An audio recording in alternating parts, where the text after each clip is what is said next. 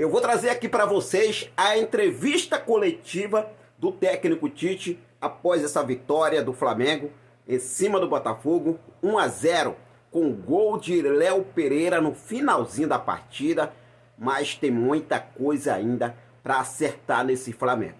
Mesmo com essa vitória importantíssima, nessa altura do Campeonato Carioca, o Flamengo consegue uma vitória importante no final do jogo, né? Já nos acréscimos aí, faltando 2 minutos para acabar a partida, mas o Flamengo não joga bem. Essa é a realidade. Vamos acompanhar o que o técnico Tite falou na entrevista coletiva após a partida. Acompanha só as palavras do técnico Tite e o que ele falou. Fica ligadaço aí agora, acompanha aí.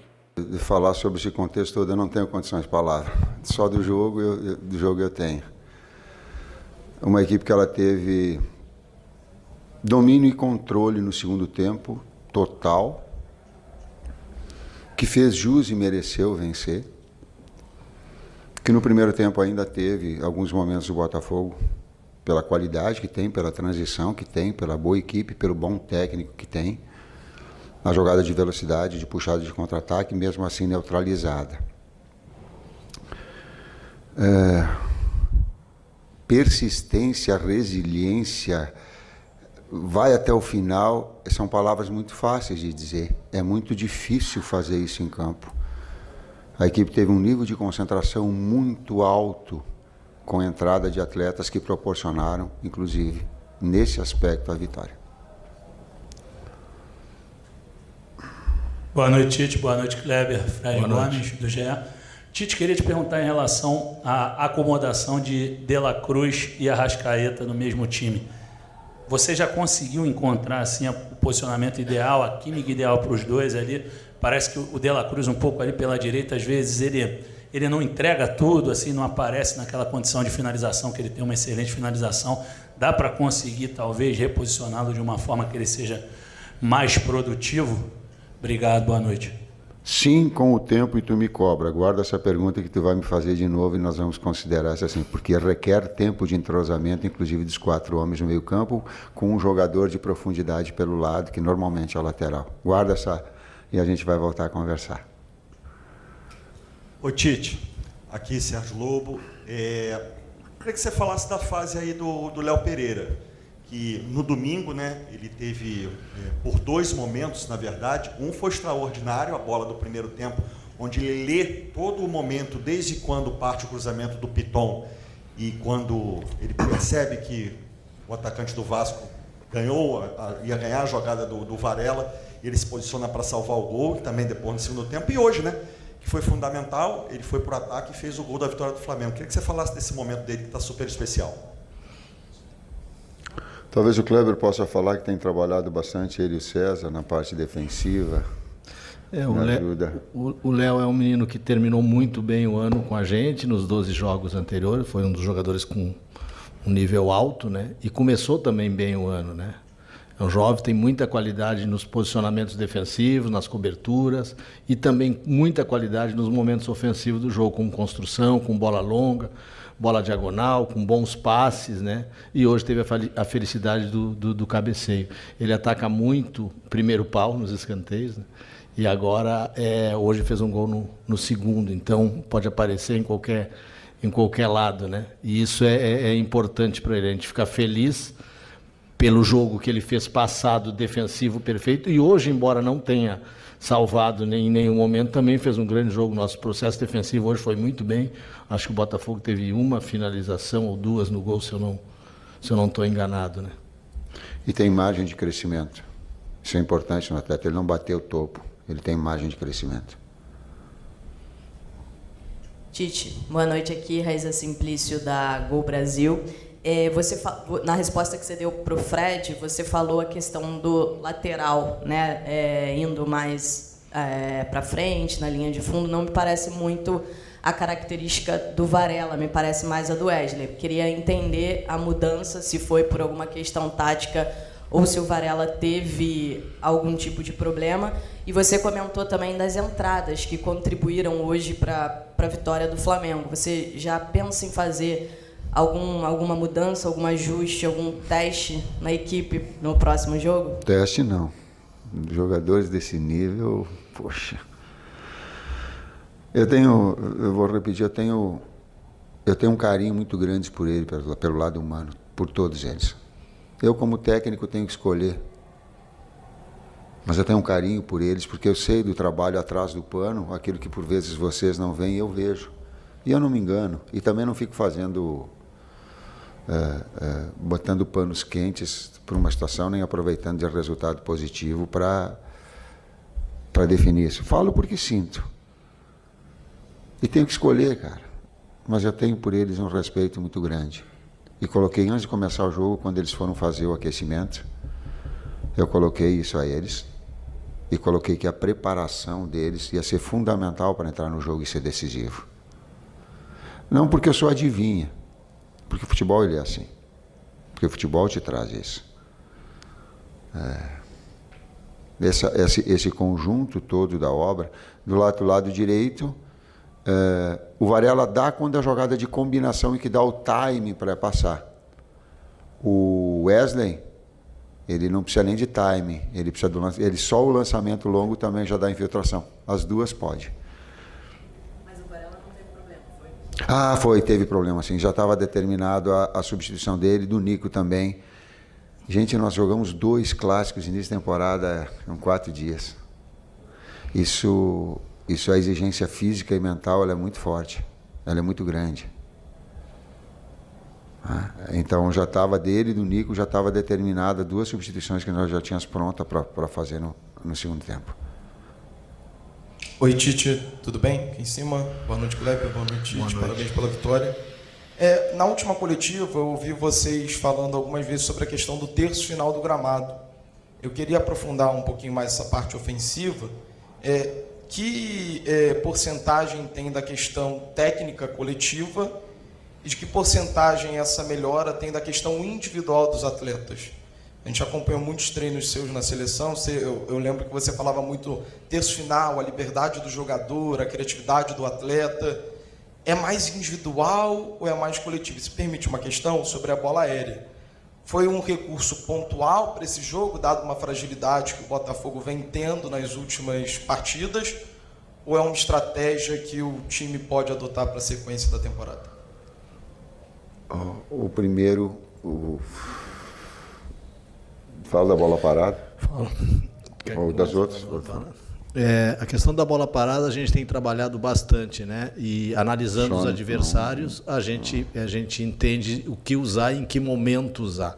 Então, como todo o processo, entrando na primeira resposta, até o processo ofensivo das movimentações, tem muito do atleta e tem muito do trabalho, tem muitas movimentações, que é um crescimento que a equipe precisa, faz parte da evolução da equipe, né? E a gente está trabalhado para isso. O pouco tempo que tem agora, a gente agora no sábado faz o 4º jogo em 10 dias, se eu não estou enganado, é recuperar e treinar pouco, e essa evolução vai acontecer com certeza nessas movimentações. Coordenação fina, ela se pega com o tempo. O atleta vai adquirindo a sua melhor condição. Eu estou falando de todos, estou falando nossa, estou falando do Botafogo, estou falando de todas as equipes. Ela retoma uma finesse maior com uma sequência de jogos. Ela é inevitável, precisa desse. Ela é da jogada individual, mas ela é do posicional. Eu digo, a gente não engessa na frente. A gente dá o plano criativo. Então, por vezes ele vai ser do drible, por vezes ele é da tabela, por vezes ele é da assistência. O Arrascaeta é um jogador assim, que ele sempre, eu lembro que ele fala para vocês que ele precisa de uma sequência de jogos. Eu ouvi mesmo quando nós estávamos no Flamengo, não era assim? Para adquirir o seu melhor ritmo. E os atletas necessitam para encontrar essa finesse. Boa noite, Tite. Boa noite, Kleber. Yuri Duque, da Rádio Antena Esportiva. Eu gostaria de saber de você o que define a escolha do centroavante titular hoje do Flamengo, levando em conta que você tem 2 grandes referências do futebol mundial, que seria o Pedro e o Gabigol. E também queria que você falasse um pouquinho sobre a reação da torcida hoje na alteração, quando você movimentou a saída do Pedro para a entrada do Gabigol durante o jogo. A torcida viu o apoio Não percebi o que foi. Para as duas, e na busca ela estava até um pouquinho impaciente pelo resultado, ela queria o resultado. Nós temos que saber entender a reação do torcedor. Ela estava, por vezes, tocava uma bola de lado, ela reclamava aqui fora, reclamava aqui atrás no meu banco. Mas não dá para te perder a consciência, não dá. Não dá para te achar que tu vai sair de qualquer jeito e tu vai lá fazer o gol. Ele necessita e jogar com essa pressão. Por isso que eu falei dos atletas, eles terem essa maturidade. Isso vai dando crédito, vai dando... E titularidade é a sequência de jogos que vai dando essa. É a disputa pela titularidade, elas são os momentos de cada um. O Pedro tem sido goleador, eu acho. Foi nos últimos 12 anos, e nos 12 jogos, e agora nesse Gabi jogo. Também da mesma forma, tem a possibilidade, como a gente utilizou, em alguns momentos estratégicos do jogo, dos dois, foi no jogo. A gente usou desde o início. Eu estou com a cabeça no jogo ainda, não? Mas a gente usou os dois. Audax? Nessa possibilidade, por vezes tinha. Se o Arrasca daqui a pouco no jogo hoje, nós aventamos essa possibilidade, ele poderia colocar que não tinha a continuidade, a gente deixava e ficava monitorando, que está buscando também o seu melhor, a possibilidade real de jogar ele circunstancialmente. Então, dois grandes atletas. Oi, Tite, tudo bem? David Sharp, do Antenados na Jogada, parabéns pela vitória. Queria te perguntar sobre o Gerson, como é que você vê ele taticamente, porque parece que no primeiro tempo o Flamengo teve uma certa dificuldade de sair jogando, a construção desde lá de trás, e o Gerson, às vezes, com a bola, ficou até mais atrás do que o Pulgar como primeiro homem, e muita gente, a torcida, vem pedindo ou, digamos assim, 2 volantes de origem, no caso Pulgar e Alan, ou até mesmo 2 pontas de origem. E parece que realmente o Flamengo melhorou no segundo tempo quando entrou o Luiz Araújo. Então, queria te perguntar como é que você vê o Gerson taticamente. E outra pergunta, se você me permite, sobre o Léo Ortiz, se é verdade que já está certo ou não está certo ainda. Se fizesse uma pergunta tática, ela requer observações e tudo mais. Cara, o Gerson, ele não trabalha como segundo meio-campista, ele trabalha como jogador de articulação dentro do bolsão na meia esquerda.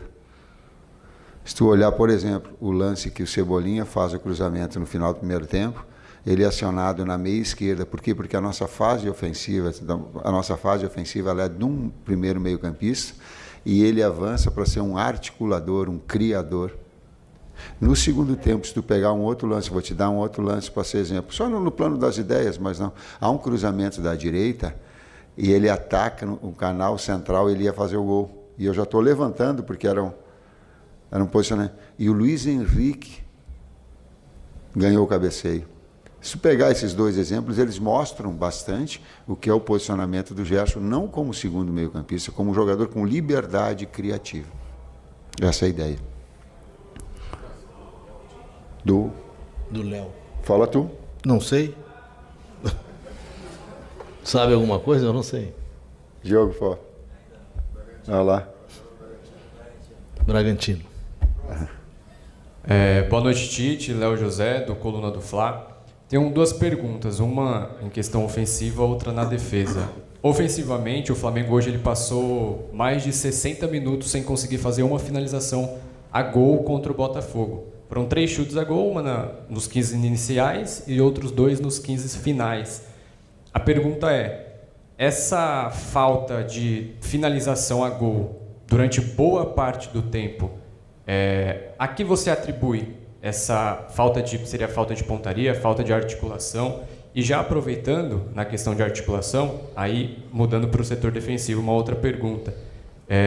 Principalmente no primeiro tempo, a zaga com Fabrício Bruno e com Léo Pereira, às vezes até o Varela, a zaga tentou muitos lançamentos, cerca de uns 4, 5 lançamentos entre o primeiro e o segundo tempo.